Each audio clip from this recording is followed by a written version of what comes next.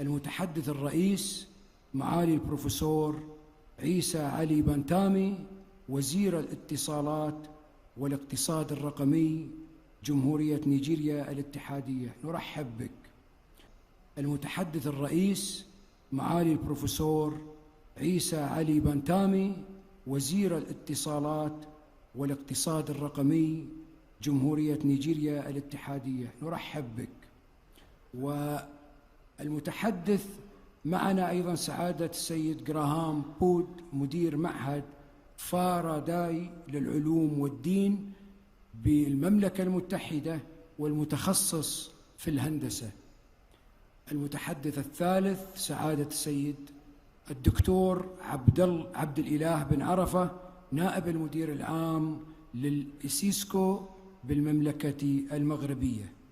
ومعنا أيضا فضيلة الدكتور زكي الميلاد، مفكر وكاتب سعودي متخصص في الدراسات الإسلامية ويترأس تحرير مجلة الكلمة.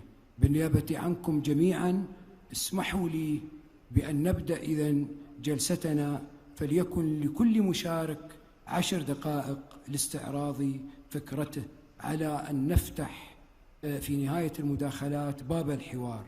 فلتتفضل معالي البروفيسور عيسى علي بنتامي مشكورا.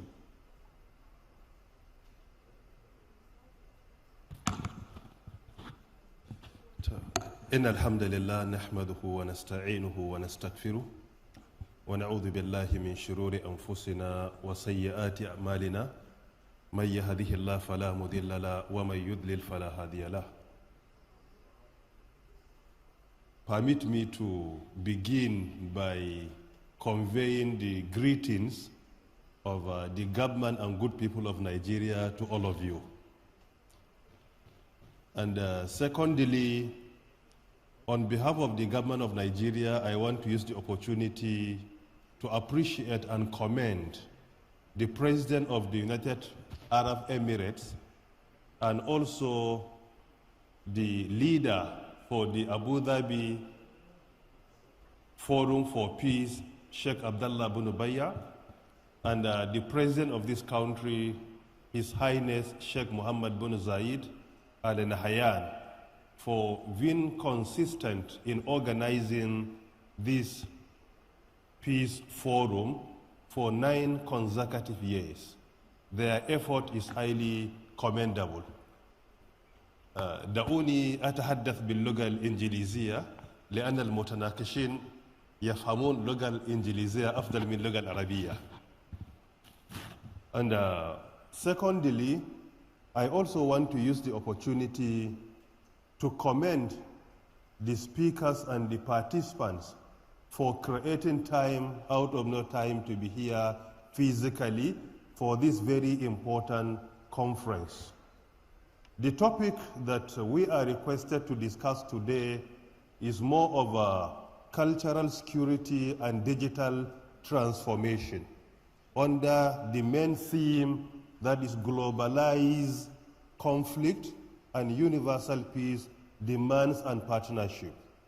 The theme and the sub-theme are very apt, particularly looking at the quality of the discussants here with us. I believe they will do justice in discussing the topic. In addition, the topic has 2 components. Component number 1 is cultural security. Number 2 is digital transformation. I will just make an attempt to explain both of them, and at the end make an attempt to reconcile and also to offer some recommendations. On the first one, cultural security, there are so many definitions of what cultural security is all about. But in summary, we can say cultural security is a philosophy and also a way of operating in which people's culture are respected. In summary, we can say it is an attempt to ensure that cultural identity is protected. If you read the glorious Quran, you will discover that in so many places, in so many verses, Allah draws our attention to the importance of preserving our culture that is not harmful to our societies and our communities. From the way Allah Ta'ala has created all of us, you will discover there is a form of preserving our culture. For example, in Surah Al-Hujurat, Allah says, Ya ayyuhan nasu, inna khalaqnakum min dhakarin wa untha, wa ja'alnakum shu'uban wa qabaila lita'arafu, inna akramakum indallahi atqakum. Surah Al-Hujurat, verse 13. In this verse, Allah has vindicated to us that He has created us with different tribes, different nations, not because one part of the world is better than the other, but rather at least to appreciate the beauty of our diversity. And at the same time, if you look at what happened with regards to some form of ibadat like during pilgrimage or laser hajj, where people partake in walking between Safa and Marwa, it is part of our culture or part of the culture of our forefathers that was preserved by Islam. Inna Safa wal Marwata min sha'airillah faman hajja al-bayta aw i'tamara fala junaha alayhi an yattawafa bihima faman tatawwa'a khayran fa inna Allaha shakirun alim. Surah Al-Baqarah, verse 158. People used to partake in walking between Safa and Marwa. When Islam comes, Allah has validated their action that they used to practice before the emergence or the coming of Islam. This is to show to us that Islam is not against our culture, particularly culture that is not harmful to humanity. And it is the same if you look at what Allah Ta'ala has made lawful for us in the Quran.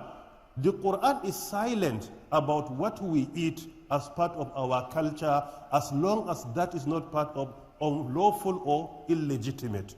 The Quran says, Ya ayyuhan nas, kulu mimma fil ardi halalan tayyiba, wa la tattabi'u khutwati shaitan, innahu lakum aduwwun mubin. Surah Al-Baqarah, verse 168.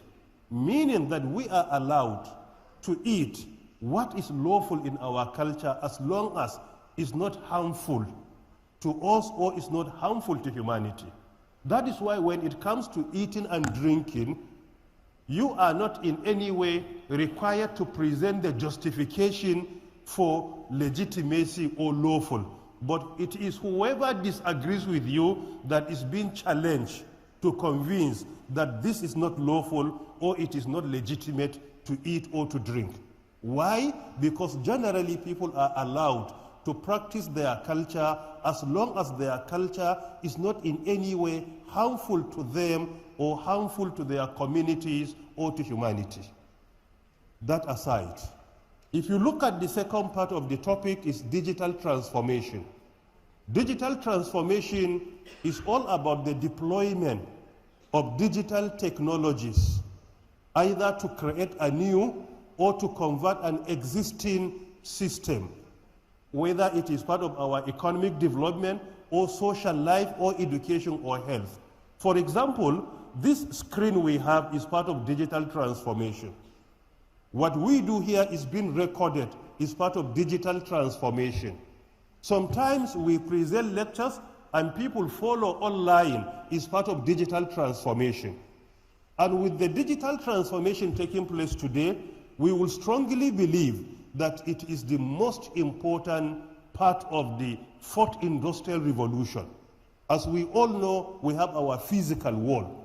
We also have our biological world. And now, as part of the fourth industrial revolution, another world has been created. That is our digital world or our virtual world, particularly through disruptive technologies or emerging technologies like 5G, Internet of Things, robotics, quantum computing, cloud computing, autonomous vehicle, augmented reality, virtual reality, artificial intelligence, nanotechnology, biotechnology, and many more.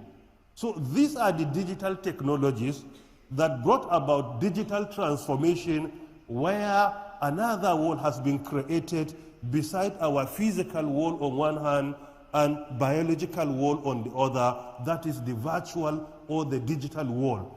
And today, what is sometimes highly worrisome, we know the virtual world more than the way and manner we know and understand our physical world. Something could happen in your neighborhood. You could not be able to know it, but if it is online, in any part of the world it happens, you will come to know it better. So this is to show to us that today we know the virtual world more than the physical world.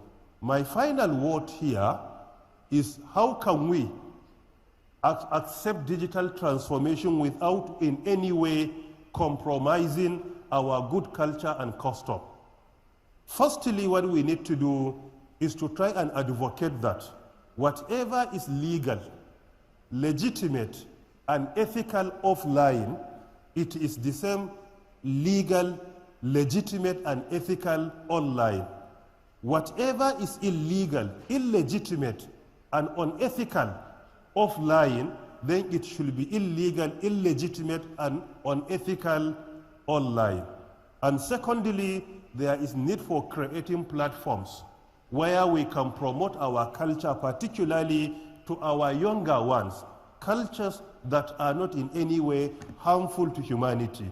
And number three, we must try to promote tolerance and coexistence where we will live in peace irrespective of our culture.